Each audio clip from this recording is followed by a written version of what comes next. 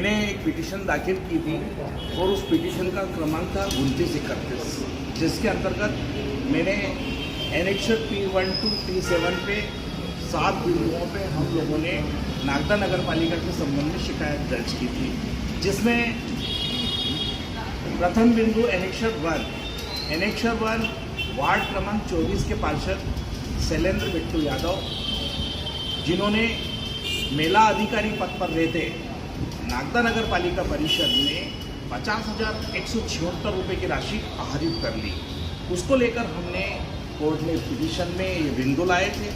दूसरा मेरा बिंदु था, चूँकि रेखा राजकुमार राठौर वार्ड क्रमांक 7 की पार्षद थी और पार्षद होने के नाते मेरे वार्ड क्रमांक 7 के अंतर्गत विभिन्न गलियों में सीमेंट कंक्रीट के प्रस्ताव परिषद के संकल्प क्रमांक में लिए गए थे, जिसके अंतर्गत 29,92,000 का सीमेंट कंक्रीट चंबल सागर पानी में किया जाना चाहिए था, लेकिन वो काम नहीं हो पाया, जिसको लेकर मैं हाई कोर्ट में गया और परिषद की बैठक में मेरी धर्मपत्नी रेखा राजकुमार राठौर ने उस मामले को परिषद में उठाया था और उसके आधार पर हम हाई कोर्ट में गए।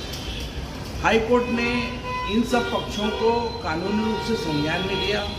तीसरा बिंदु था हमारा, नागदा नगर पालिका परिषद के अंदर पिछले 4 वर्षों से अंकेक्षण रिपोर्ट, ऑडिट लेखा रिपोर्ट परिषद में नहीं हो रही है।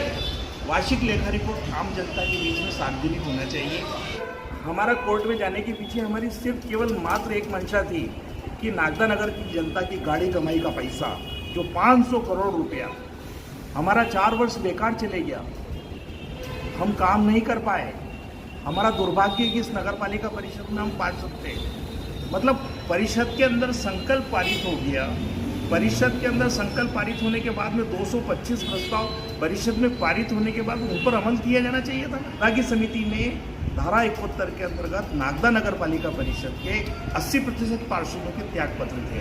नियमानुसार धारा 71 में विभागीय समिति से प्रपोजल बन के धारा 70 में जाते हैं। धारा 70 में PIC के अंदर प्रस्ताव पारित होते हैं और नागदा नगर पालिका 10/8/2022 के गठन के पश्चात आज दिनांक तक नगर पालिका में PIC के सारे प्रस्ताव उसकी पुष्टि परिषद में होना चाहिए थी, लेकिन नागदा नगर पालिका परिषद में सिर्फ एक PIC की पुष्टि हुई है।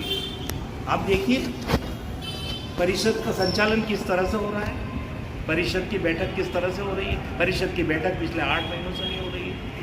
1865 दिन का हमारा कार्यकाल है, हम 1865 दिन के लिए नागदा नगर पालिका में हम निर्वाचित हुए। हमारा दुर्भाग्य इस नगर का कि हम अपनी बात सदन में करें तो किससे करें। 8-8, 10-10 महीने में परिषद की बैठक ही नहीं हो रही है। परिषद की बैठक 8 महीने से नहीं हो रही है, किससे बात करें भाई। हमारी व्याख्या सदन में करना चाहिए, लेकिन सदन में हमारी कोई बात बैठक ही नहीं हो रही तो हम कहाँ जाएँ। इसलिए मजबूरन बस न्यायालय में गए और न्यायालय में माननीय न्यायमूर्ति संदीप भट्ट, इससे पहले हमारा फैसला न्यायमूर्ति प्रणय वर्मा जी ने हमारे पक्ष में दे दिया था, लेकिन उसके बावजूद भी कोर्ट ऑफ कंटेम्प्ट, कोर्ट की अवहेलना हुई।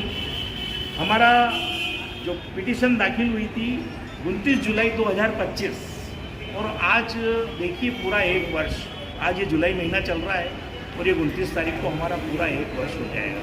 1 वर्ष होने के बावजूद कोर्ट ऑफ कंटेम्प्ट, कोर्ट की अवहेलना, उसका आदेश का पालन जिलाधीश महोदय रोशन कुमार सिंह जी द्वारा नहीं किया गया, जिसके कारण हमने हमारे अभिभाषक अमित राज जी ने पार्टी जिलाधीश महोदय को बनाया।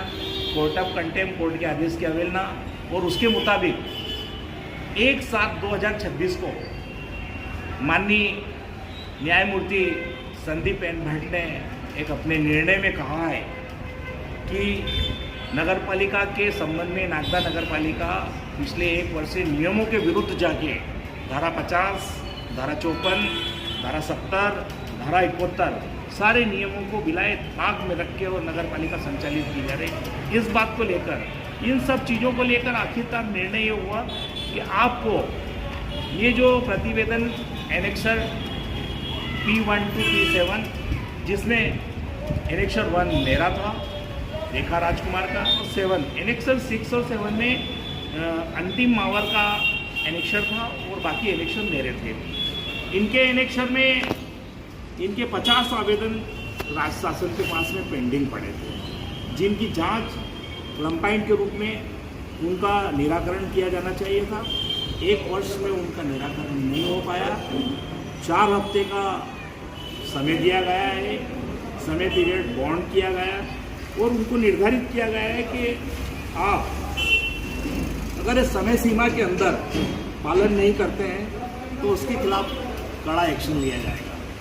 ये संदीप एन घोष का निर्णय नागदा नगर पालिका परिषद में हमारे क्षेत्र के विधायक जी बोलते हैं वीडियो बना दो कि अब हमारे पास में 1 वर्ष बचा है। नागदा नगर पालिका परिषद की एक बैठक आउट हुई थी।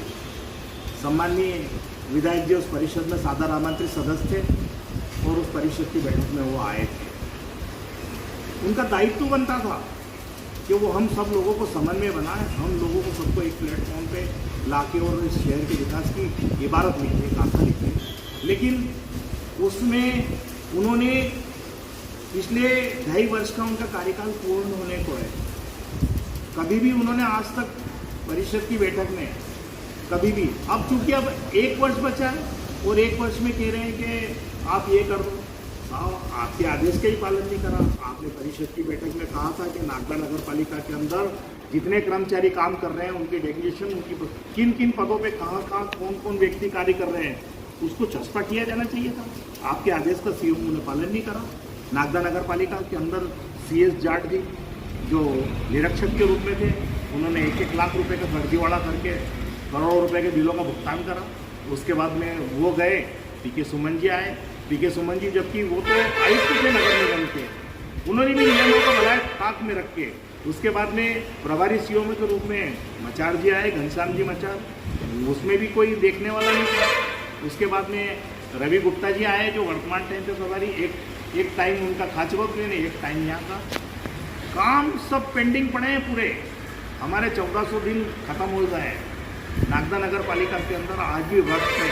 हम तो चाहते हैं शहर विकास की, समग्र विकास के लिए हम भी पार्टीबद्ध हैं। जनता ने चूंकि मैं चूंकि विपक्ष में हूँ, मेरा दायित्व है कि मैं अपनी विपक्ष की भूमिका अदा करूँ और मैंने अपनी विपक्ष की भूमिका अदा करी और मैं कोर्ट में गया और कोर्ट में जाके और अपनी बात को रखी। माननीय न्यायमूर्ति ने 4 हफ्ते का समय दिया है।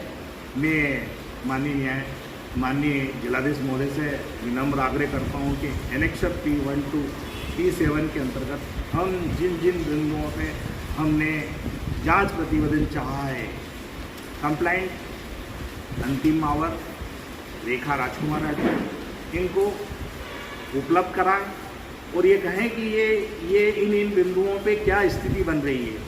और अगर इन सब बिंदुओं पर अगर अपनी स्थिति स्पष्ट नहीं कर पा रहे हैं तो ये मान के चलें कि 4 हफ्ते के बाद में इंदौर खंडपीठ में अपनी बात रखना है। नगर पालिका परिषद में मैं रेखा राजकुमार राठौर, हम कांग्रेस के पार्षद पिछले 15 दिन तक नगर पालिका के अंदर प्रिंट मीडिया, इलेक्ट्रॉनिक मीडिया के हम आभारी हैं जिन्होंने शहर के अंदर अशुद्ध पेयजल के मामले को लेकर जनता के बीच लोगों का ध्यान आकर्षित किया। और चूँकि हमारा वो आंदोलन अब स्थगित हो गया, लेकिन आज भी मैं तो आज भी फिर भी बात कह रहा हूँ, अभी भी शहर के अंदर शुद्ध रूप से पानी नहीं मिल रहा है। मैं नागदा नगर के प्रबुद्ध नागरिक भाइयों से विनम्र निवेदन करता हूँ कि आप नागदा नगर पालिका, चूँकि हम 15 दिन तक आंदोलन में रहे, जनता का जनमत हमारे साथ होना चाहिए था। हम पार्षद क्रमिक हड़ताल पर बैठे रहे। अभी भी हम कह रहे हैं आपसे कि इस शहर के समग्र विकास की गाथा लिखना है तो राजनीतिक न भाजपा न कांग्रेस, हमारे जननायक ने ये नहीं कहा था कि आप भारतीय जनता पार्टी के हो कि आप कांग्रेस के हो। सामूहिक रूप से इस शहर के विकास में अपनी बात रखें और उसके लिए हम सब पार्षद लोग लामबंद हैं। और परिषद की बैठक आने वाले टाइम पे जब भी जैसी होगी, शहर विकास में कोई भी मुद्दा आएगा तो हम तो शुरू से ही 225 प्रस्तावों में, हर प्रस्ताव में कभी हमने विरोध नहीं किया, पर चूंकि 225 प्रस्तावों पे आज दिनांक तक अमल नहीं हुआ, इसलिए इस 2 वर्षों में हमने एक भी प्रस्ताव पारित नहीं किए। हमारा मूल उद्देश्य था कि 225 पे पहले काम हो, फिर अन्य प्रस्ताव लाया जाए। और अभी भी अगर परिषद में नियमानुसार आज भी नागदा नगर पालिका के अंदर नियमों के तहत मध्य प्रदेश नगर पालिका अधिनियम 1961 की संहिता का पालन करते हुए अगर पालन किया जाएगा